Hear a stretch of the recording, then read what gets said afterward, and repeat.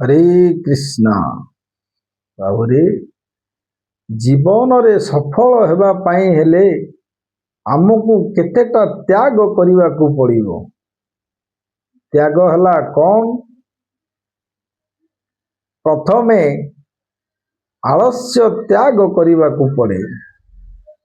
द्वितीय भू निद्रा बेसी समय भूमि रे शयन करने उचित नुहे।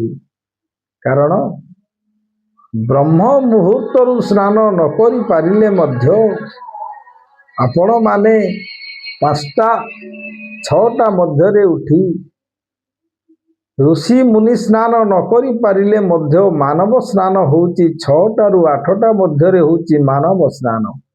आपण मानव स्नान करि दियंतु एवं कर्म पथरे अग्रसर हियंतु। ता मध्यरे भगवान को मध्य ध्यान करंतु। ध्यान करिबा अर्थ दिन सारा बसी पूजा करी डाकिबा आवश्यक नुहे। कारण भगवान पूजा ग्रहण करंती नहीं। 5 मिनिट हो मध्य बाबू घरे आसन टी पकाइबे।